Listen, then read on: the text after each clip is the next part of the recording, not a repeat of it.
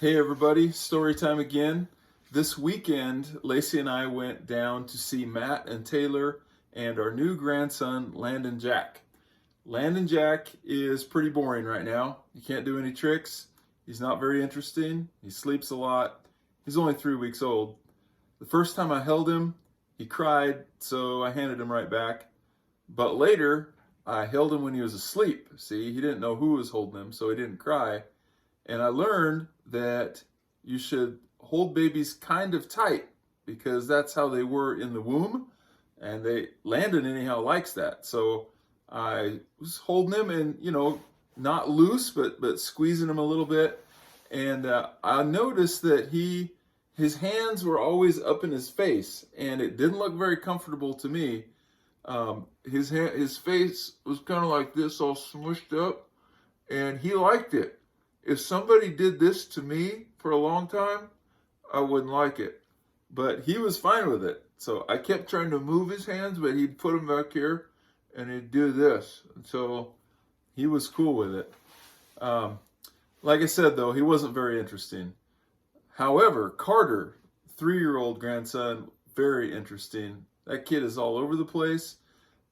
Matt was telling me that Carter can hike, so we decided to put it to the test. And so we went up on a pretty good hike. We hiked maybe 3 or 4 miles, and Carter did an amazing job. I was amazed. I felt good about what we were doing, though, because we pushed him hard enough that he started to cry a little bit and complain about how tired his legs were. And I thought, that's exactly how my boys were raised, so I must be doing something right if Carter is complaining about his legs. I felt good about pushing the little kid. We did end up giving him shoulder rides, though. Matt and I kind of traded off, and that reminded me of the shoulder rides I used to give my own boys. I feel like I gave Luke more shoulder rides than anybody. He's the oldest. And one time we were up near Moscow where we lived, and Luke and I went for a hike in the evening near a reservoir, and Luke did a good job of hiking, but he was only like 3 years old, 4 years old. And then he got tired, so I put him on my shoulder and carried him like this, held onto his ankles. One thing about Luke, and I notice this with all little kids, once they're up there, they just talk. Yak, yak, yak, yak, yak. And they're asking you questions, question after question. And then they say, how come you're not answering me? And I'm thinking, I can't breathe. I'm carrying you. I'm climbing up this hill, and I can't talk and walk at the same time. I'm out of breath. That's why I'm not talking to you. But yak, yak, yak, yak, yak. And Luke would do that, just like all little kids. But then I always enjoyed it when I could feel Luke's chin start to like bounce on my head. And then I knew that he was asleep and we're going to have some peace and quiet. And I would walk like that with him just out on top of my shoulders. Well, that night, we went on this walk near this reservoir, and I went up into the trees, and it got dark, and I got completely lost. It's probably one of the 2 times I can remember out in the woods where I was just completely lost. It was dark. I didn't know which way to go.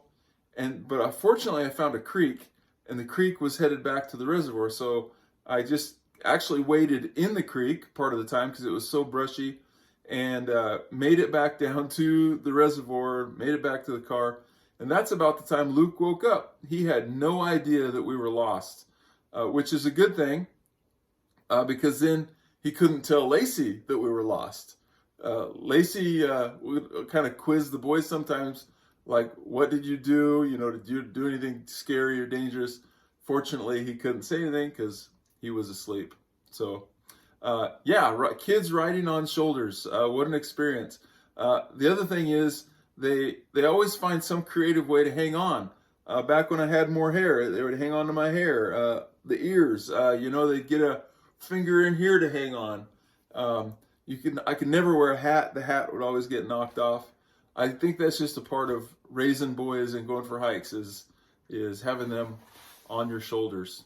So, one other thing I got to mention is while we were down in Provo, we got to see mountain goats. So Matt and Taylor live in just a normal house in a normal subdivision in Orem, busy street corner, but out the back window, that mountain is just in your face. And I took my spotting scope down, and we saw mountain goats every day. And the final day we saw 13 of them, Billy's, Nanny's kids. And I thought, what an amazing town. You could just sit on your back patio with your spotting scope and see mountain goats out the back door. I certainly can't do that in Kuna, where I live. So there you have it. Great weekend seeing the kids. Thanks.